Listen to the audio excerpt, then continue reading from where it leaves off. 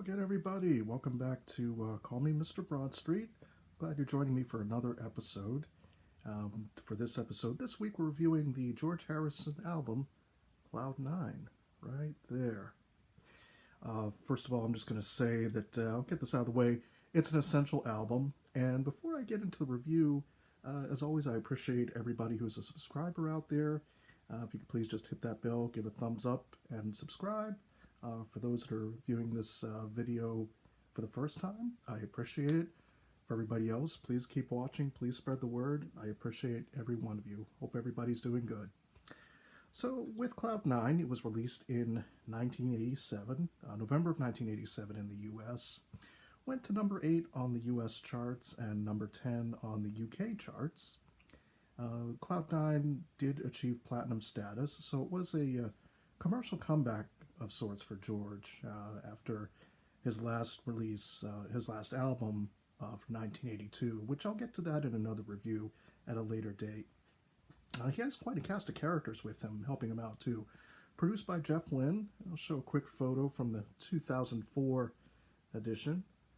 You can probably hopefully see it on the camera there. So we got Jeff Lynne right here, Eric Clapton, Elton John, George Harrison, and one Mr. Ringo Starr, among a cast of others.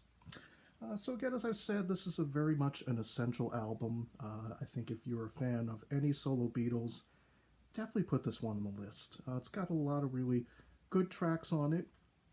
I'll kind of go through bit by bit with each track. Hopefully not too long, but just to kind of give an idea and a flavor of where I think the tracks rank, as it were. So we get the first track, which is Cloud 9. Kind of a good opener, a very bluesy sound, very much a slide guitar sound, which George is noted for.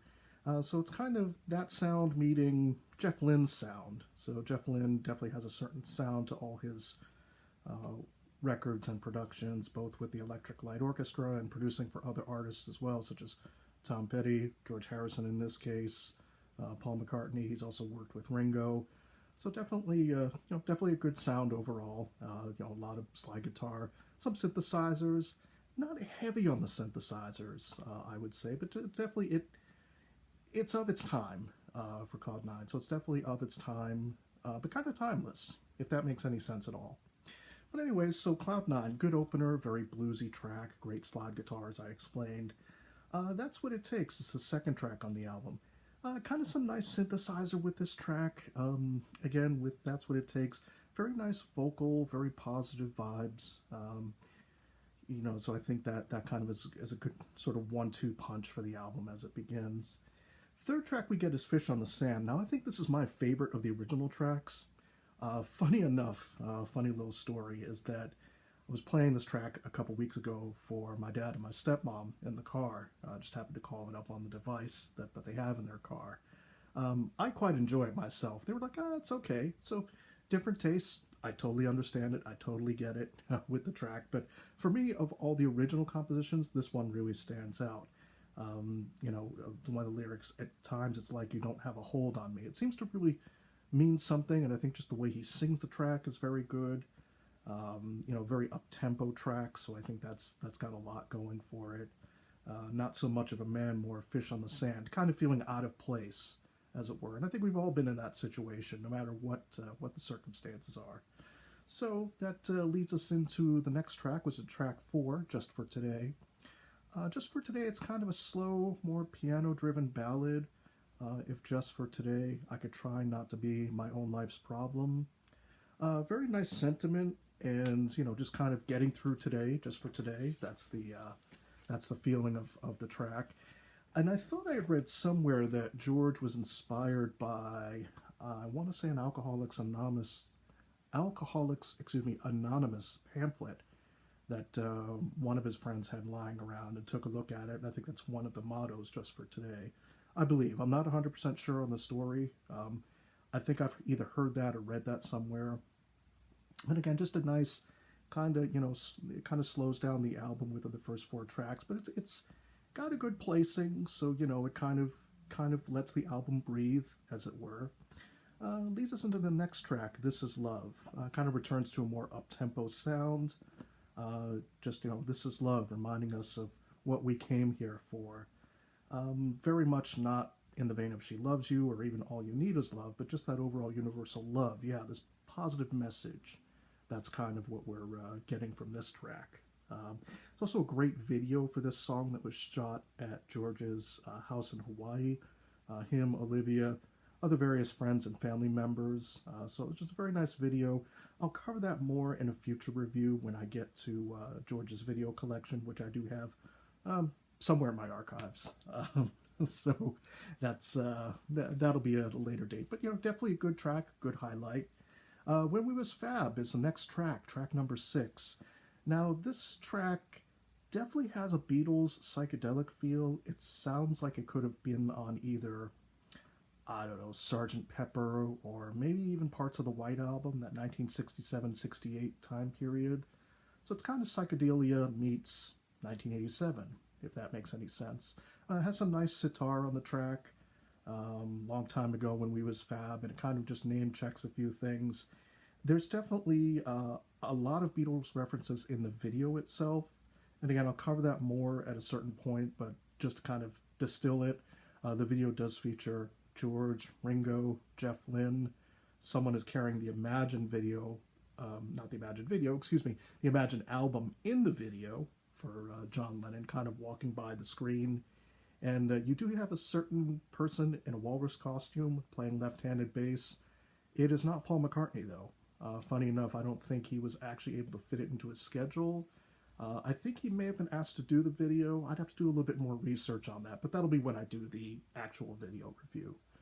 So again, just a very nice track, definitely another highlight track. Just very Beatlesque. And hey, who else could do it at this point in the timeline besides Paul, George, and Ringo? So George certainly had a lot of right to do that. And I think it represents him sort of making peace with his Beatles past in a lot of ways. To me, anyways, comfortable enough at this point in his career. So Devil's Radio is the next track. Kind of up-tempo. It sounds... parts of it sound like it's coming over the radio, hence the title. It's basically about bad media just being inundated with junk media. Now, one of the lines, he sings gossip, but when I heard it for the longest time, I heard it as God sin. God sin. So that's what it sounded like to me when I heard it for a long time. I had to look up the lyrics at one point and go, oh, okay, that's what he's actually saying. So again, not bad. Kind of moves along the album. Someplace Else, kind of a second ballad that was recorded during the Shanghai Surprise 1985 film. He directed a film with Madonna and Sean Penn. Honestly, not a very great film. I'll get to that in a future review.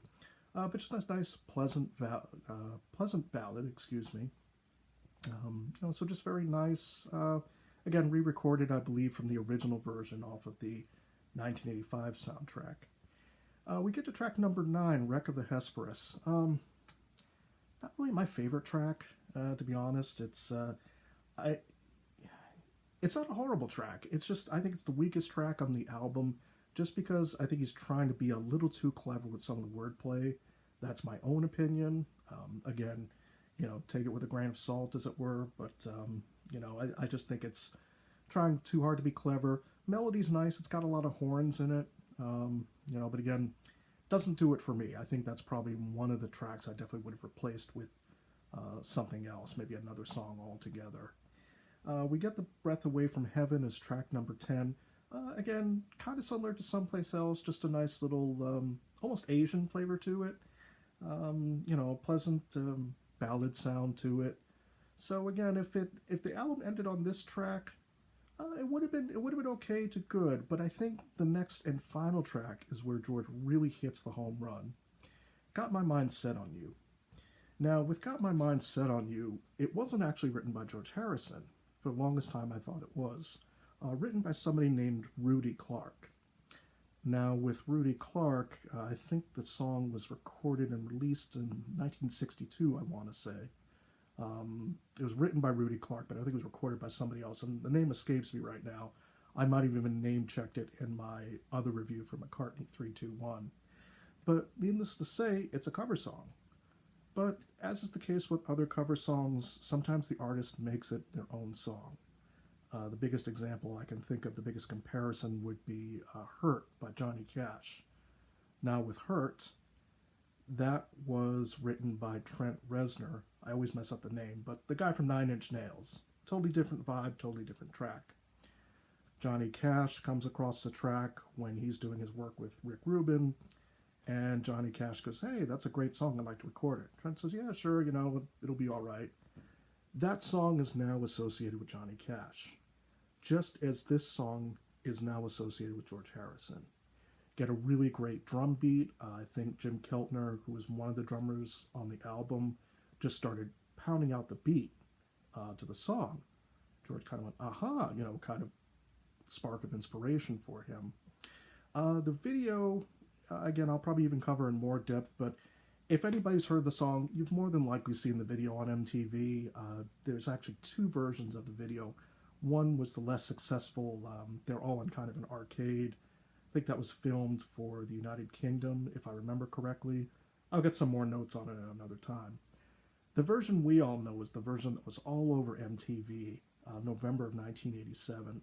Basically, George is in this big study, have all these different mounted animal heads and stuffed animals and everything just coming to life. Taxidermy, that's the word I'm looking for. Just coming to life. You've got George just sitting there, he's playing his guitar. You've got a very obvious George Harrison stand-in, dancing to the video, flipping over a railing inside this mock set, house, whatever you want to call it. But Got My Mind Set on You really closes the album very well. That's really the punch, that's really the single, and I can see why they released it as the single.